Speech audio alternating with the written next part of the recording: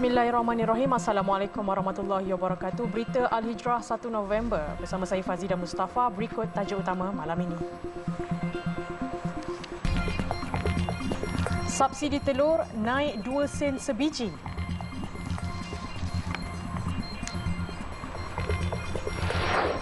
Mazda merah terbakar 100%, pemandu rentung.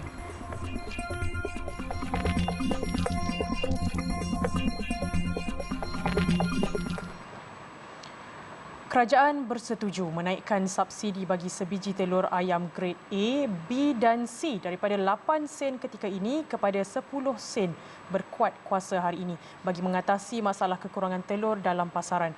Pengerusi Pasukan Khas Jihad Tangani Inflasi Tan Sri Anwar Musa berkata keputusan itu berasaskan kepada kebenaran dan persetujuan pihak Kementerian Kewangan selepas merujuk kepada pejabat peguam negara memandangkan kerajaan sekarang ialah kerajaan sementara. Instead of paying 8 cent for every egg, now they can increase to 10 cent. Jadi dengan kos 49 tanpa 2 jadi 21 menyamai lebih kurang kos dan tanpa margin untung yang besar, kita faham. Tetapi setidak-tidaknya kita harap pengembara-pengembara akan dapat mula mengambil langkah-langkah untuk meningkatkan pengeluaran. Dan saya tahu sebahagian pada telur yang keluar mereka menukar makanan untuk mengeluarkan telur grade premium yang tidak dalam kawalan. Itu menyebabkan bekalan telur grade A, B dan C turut menjadi berkurangan kerana mereka mendapatkan margin yang lebih tinggi menjual omega 8 dan sebagainya. Dan itu menyebabkan pengguna terpaksa membayar harga lebih tinggi. Mereka tetap terpaksa beli juga. Beliau mengumumkan keputusan kerajaan itu di Kota Baru siang tadi. Keputusan menaikkan subsidi ini akan melibatkan tambahan beban kewangan kerajaan sebanyak lebih 20 juta ringgit sebulan. Jelas beliau mesyuarat Jawatankuasa Teknikal Pasukan Khas Jihad Tangani Inflasi pada minggu lalu yang dipengerusikan Menteri di Jabatan Perdana Menteri Ekonomi Datuk Seri Mustafa Mohamad memberitahu kedudukan bekalan telur ayam yang semakin meruncing dan tindakan segera perlu diambil.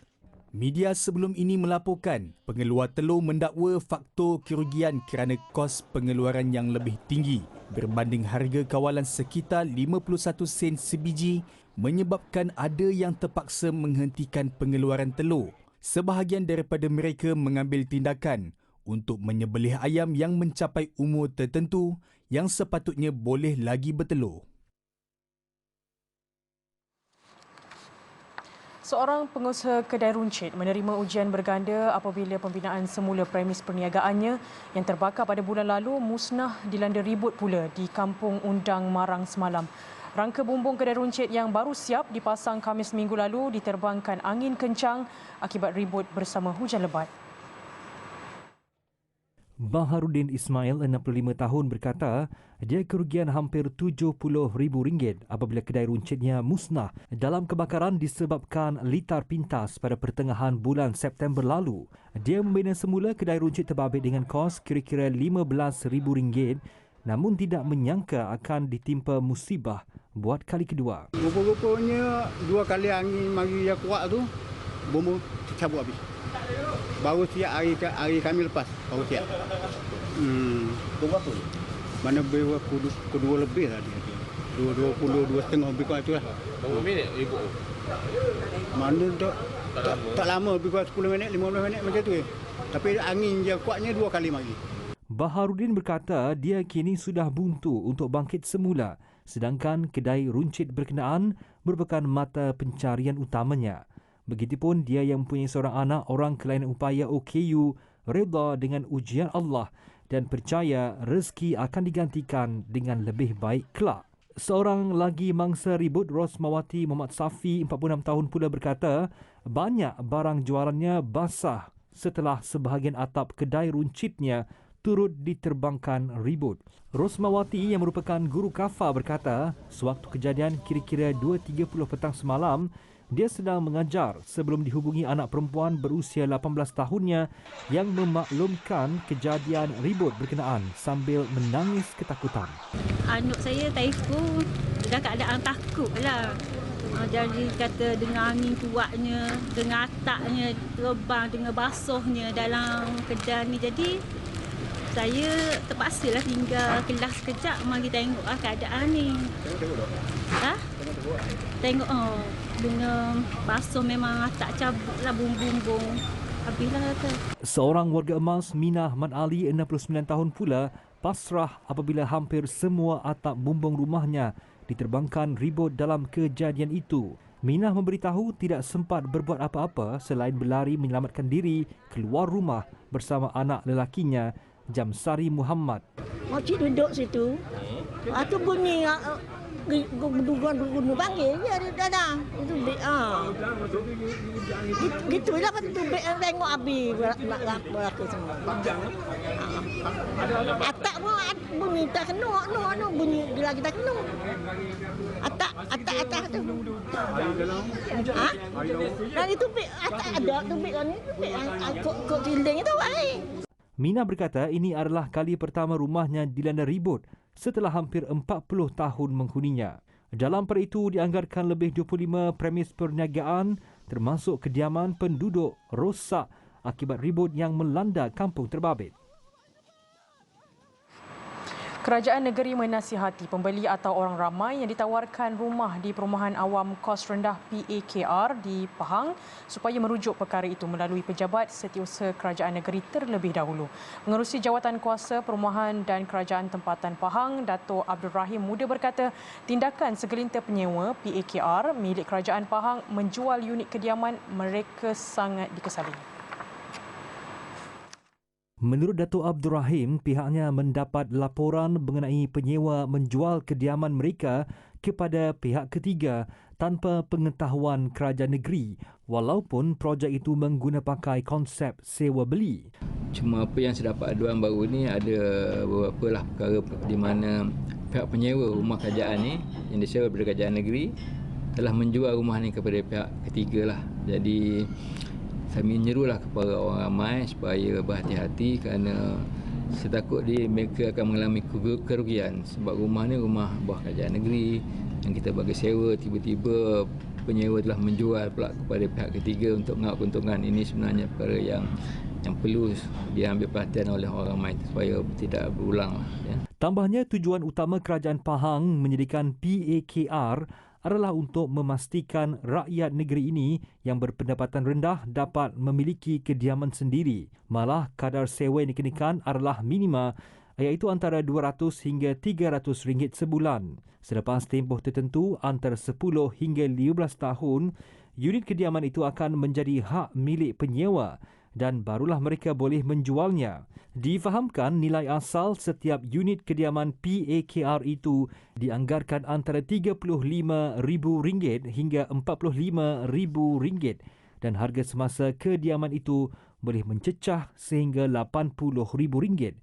Ketika ini kerajaan Pahang tidak bercadang untuk mengambil tindakan terhadap mereka yang menjual kediaman itu kerana niat utama kerajaan negeri adalah untuk memastikan lebih ramai rakyat tidak berkemampuan memiliki rumah sendiri.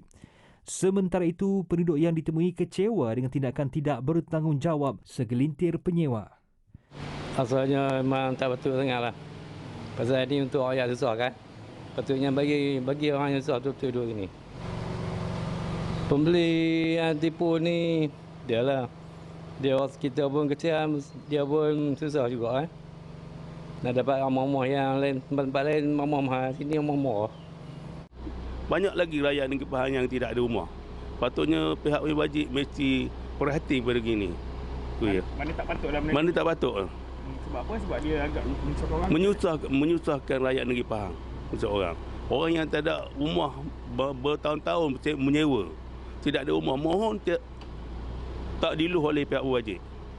Jelas Dato' Abdul Rahim, sekiranya penyewa mempunyai masalah pembayaran sewa, beliau mencadangkan kepada mereka mendapatkan bantuan melalui Majlis Ugama Islam dan Adat Resam Melayu Pahang, MUIP.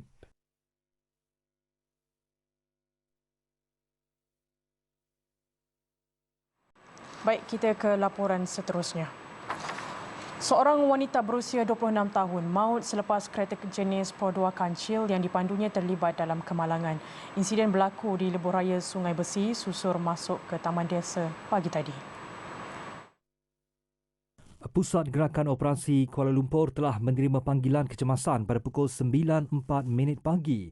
Komander Operasi Penolong Bomba Kanan PBK2 Syahrul Rizal Ramli berkata, pasukan operasi jentera dari Balai Bomba dan Penyelamat BBP Seputih dengan kekuatan seramai 8 anggota telah diarahkan ke lokasi kejadian. Setibanya di lokasi, terdapat satu kemalangan jalan raya melibatkan sebuah kereta Pro2 kancil bernombor pendaftaran WNK 2045. Seorang wanita berusia 26 tahun terkorban dalam kemalangan tersebut. Mangsa telah disahkan meninggal dunia di lokasi kejadian oleh pihak Kementerian Kesihatan KKM. Operasi seterusnya diserahkan kepada pihak polis Diraja Malaysia PDRM dan KKM untuk tindakan selanjutnya. Sementara itu di Shah Alam, satu mayat rentung ditemui di tempat duduk pemandu kereta jenis Mazda. Kenderaan itu dijumpai terbakar 100%. Pengarah Bomba Selangor, Nur Azam Khamis berkata pihaknya menerima panggilan pada jam 1.15 pagi berhubung kebakaran kenderaan itu di kilometer 2.0 Lebuh Raya Koridor Gatri GCE. Pihaknya tiba di lokasi 6 minit kemudian. Sebaik tiba di lokasi, bomba mendapati kebakaran membabitkan sebuah kereta jenis Mazda itu terbakar 100% dan menemui mayat rentung tanpa identiti. Mayat itu kemudian dikeluarkan dan diserahkan kepada polis untuk tindakan lanjut. Sementara itu, Ketua Polis Daerah Shah Alam, Asisten Komisioner Muhammad Iqbal Ibrahim dalam kenyataan mengesahkan kejadian terbabit. Siasatan awal pihaknya mendapati kereta Mazda warna merah itu tiba-tiba hilang kawalan lalu terbabas di sebelah kiri pengadang jalan dan kemudian terbakar. Mangsa yang belum dikenal pasti identiti disahkan meninggal dunia di tempat kejadian kerana turut terbakar bersama kenderaan dipandunya. Mayat mangsa dibawa ke Hospital Shah Alam untuk proses bedah siasat. Siasatan lanjut masih dijalankan untuk mengenal pasti punca dan sebab kematian. Susulan itu katanya, polis kini sedang mengesan saksi bebas di tempat kejadian dan waris mangsa kemalangan. Muhammad Iqbal turut meminta orang ramai yang mempunyai maklumat agar menghubungi Pegawai Penyiasat Bahagian Siasatan dan Penguatkuasaan Trafik BSPT, Ibu Pejabat Polis Daerah Shah Alam, Inspektor Muhammad Hanif Sukri di talian 014-8066-744 bagi membantu siasatan.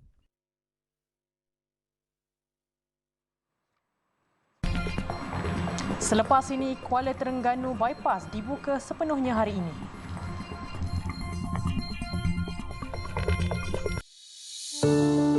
Di sinilah pertemuan yang selalu dinantikan, tentang doa yang tak berhenti dilontarkan, tentang rindu yang semoga dipertemukan. Semoga Allah kabulkan pertemuan kita. Kami rindu padamu Baitullahil Haram. Labbaik Allahumma labbaik, labbaik ya mujibal muttaqin. Raiha Travels sendirian berhad, berpengalaman, mesra, berkualiti. Jom umrah bersama kami.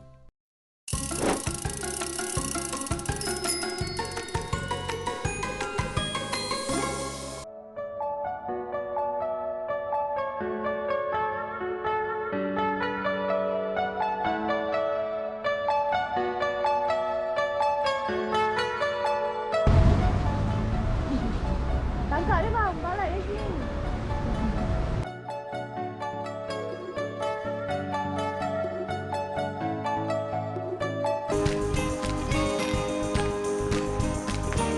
Okey, tengok dapur ni memang cantik.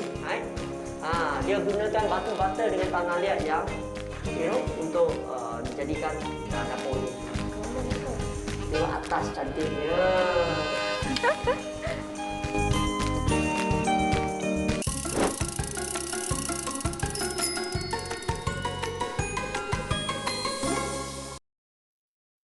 La ilaha illallah. Yang nak kita harap ni ulama lah, ulama warasatul anbiya. Kita mengharapkan doa alim-alim ulama. Rasulullah sadiqul. Bagi kai pergi cari sendiri. Beri alat untuk memancing. Bukan hantar kita kata makan dan sebagainya. Bukan bagi ikan, bagi cash.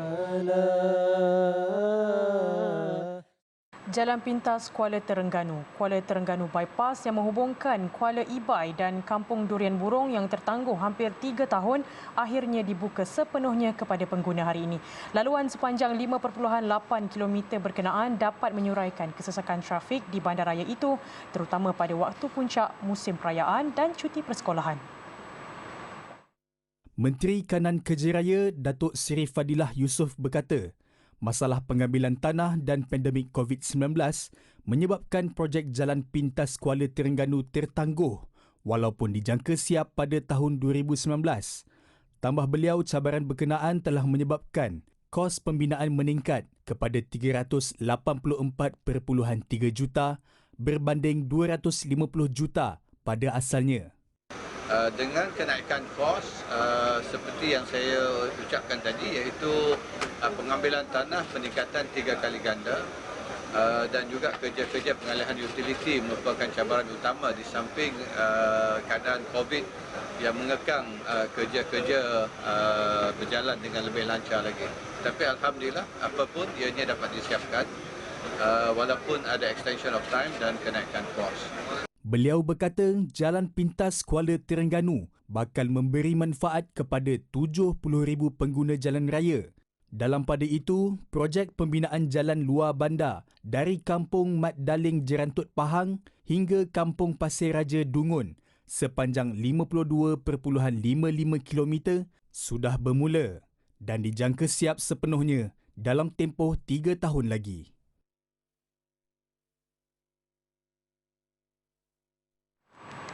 Susulan kemunculan varian terbaru COVID-19 XBB, pakar kesihatan awam Dr. Hanafiah Bashirun berkata setakat ini masih belum jelas sama ada jangkitan subvarian Omicron itu berpotensi menyebarkan virus dengan lebih berbahaya dan cepat berbanding varian COVID-19 lain ataupun tidak. Namun katanya penting untuk semua pihak untuk terus berhati-hati dan sentiasa berwaspada dengan kemunculan varian berkenaan. Ini kita masih lagi tak tahu betapa bahayanya varian baru Omicron ni. Akan tetapi apa yang berlaku ialah terdapat beberapa ataupun terdapat peningkatan kes di Malaysia sendiri. Oleh itu kita kena lebih berwaspada dan lebih berhati-hati. Ini kerana tak lama lagi bakal berlakunya pilihan raya umum yang ke-15. Tambahnya, simptom akibat subvarian terbaru itu hampir sama dengan varian COVID-19 sebelum ini di mana kebaikannya tidak menunjukkan bergejala atau hanya bergejala ringan seperti demam, selsema dan batuk.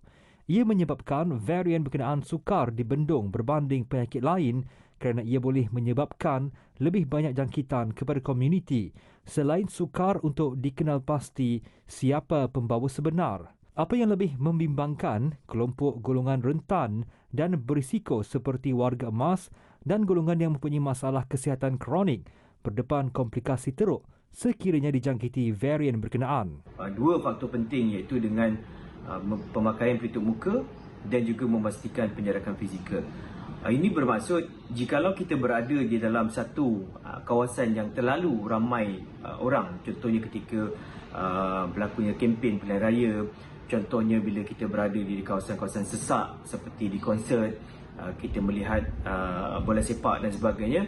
So bila terlalu ramai berada dalam satu masa, risiko ataupun kebarangkalian jangkitan itu adalah lebih tinggi kerana jarak antara individu itu menjadikan faktor di mana mudahnya kuman merebak daripada satu individu ke individu lain. Setakat semalam, Kementerian Kesihatan mengesan 4 kes jangkitan subvarian berkenaan di negara ini yang membabitkan 3 pesakit lelaki dan seorang wanita yang berusia 25 hingga 51 tahun dari Selangor dan Negeri Sembilan. Mereka dilapor hanya mengalami gejala ringan selain seorang daripadanya mengalami jangkitan semula COVID-19.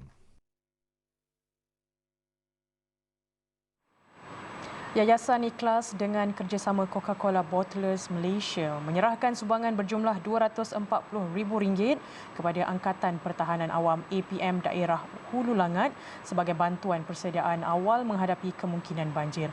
Pengarah bahagian korporat Yayasan Ikhlas, Insinyur Kamarudin Kasim berkata, sumbangan berbentuk air minuman dan wang tunai itu akan digunakan untuk mewujudkan dapur Ikhlas Centralised Kitchen di kawasan-kawasan yang dilanda musibah.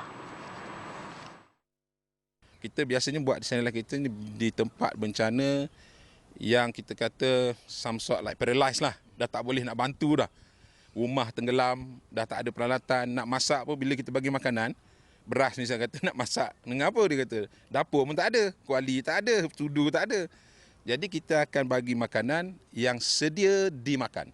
Menurutnya lagi, Yayasan Ikhlas telah mengenal pasti kira-kira 12 lokasi yang berisiko banjir untuk diadakan dapur Ikhlas ini bagi memudahkan membantu mangsa. Program bantuan makanan dapur Ikhlas disasarkan bakal memanfaat lebih daripada 9,000 keluarga di kawasan yang berkemungkinan terjejas akibat bencana itu. Selain makanan, mereka yang memerlukan akan turut menerima pak bantuan termasuk kit kebersihan, ubat-ubatan serta keperluan asas yang lain. Sementara itu, Pengarah Bahagian Hal Ehwal Awam, Komunikasi dan Kelestarian Coca-Cola Bottlers Malaysia, Singapura dan Brunei, Khairul Anwar Abdul Ghani berkata, bantuan awal ini dibuat berdasarkan pengalaman menghadapi banjir tahun lalu yang mana pihaknya tidak dapat menyalurkan bantuan dengan pantas semasa bencana berlaku. Seperti mana kita maklum pada tahun lepas kan, skala bencana tu kita tak jangka. Kita pun tak plan, tak prepare apa yang telah berlaku. Jadi pada tahun ini memandangkan kerajaan juga dah memberi amaran tentang potensi bakal bencana yang akan berlaku. Jadi kami terpanggil untuk membuat bantuan ini pada kadar in advance so that we can plan ahead. So kita tak ada, so bila macam tadi Tuan Roslan ada cakap tadi, kalau bila berlaku je bencana tu kita dah bersedia. Sidang Yayasan Ikhlas sedia berkhidmat.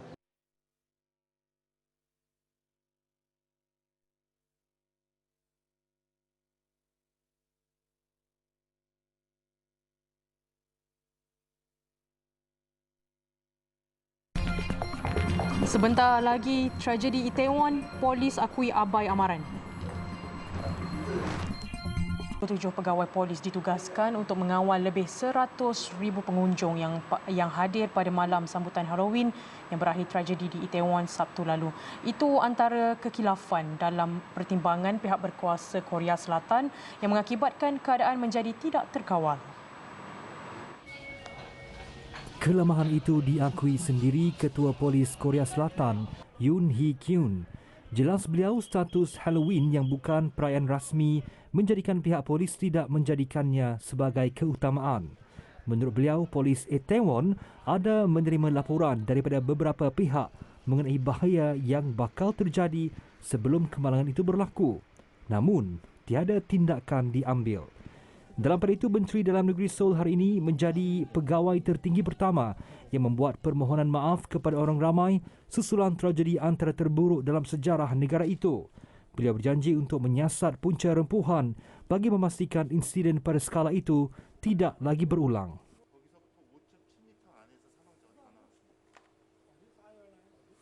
Ini pula susulan insiden jabatan gantung runtuh di Morbi, India. 9 individu ditahan pihak berkuasa bagi membantu siasatan berhubung tragedi yang mengorbankan lebih 140 nyawa itu. Semua individu yang ditahan pada Isnin itu ada kaitan dengan kumpulan Oreva, syarikat yang bertanggungjawab melakukan kerja-kerja penyelenggaraan jambatan berkenaan. Kesemua mereka disiasat atas kesalahan menyebabkan kematian. Dalam pada itu, operasi mencari mayat mangsa yang lemas masih diteruskan.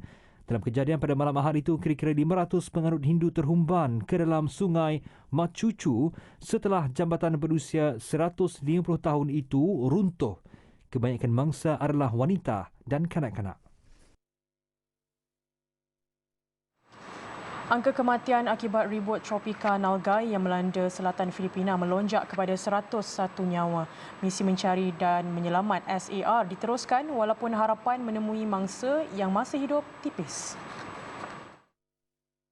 Lebih separuh daripada kematian adalah disebabkan tanah runtuh akibat ribut tropika yang melanda Jumaat lalu. Pasukan SAR terpaksa menggali tanah dan meredah lumpur bagi mencari mangsa yang tertimbus. Menurut Agensi Bencana Kebangsaan, 66 mangsa masih hilang. Bagi penduduk yang terselamat, mereka masih berharap untuk menemui ahli keluarga yang hilang. Sana po makikita siya kahit patay man po siya o buhay para lang po mabigyan siya ng maayos na libingan, ganun po. Dalam pada itu, Presiden Filipina Ferdinand Marcos dalam lawatannya ke lokasi bencana berkata, evakuasi awal yang dilaksanakan pihak berkuasa telah berjaya menyelamatkan banyak nyawa. Menurutnya, walaupun kemusnahan akibat bencana itu amat besar, namun jumlah kematian yang tinggi dapat dielakkan. Menteri Luar Palestin Riyad Al-Maliki menggesa Israel agar menghentikan program nuklearnya. Langkah itu bagi mewujudkan zon bebas senjata nuklear.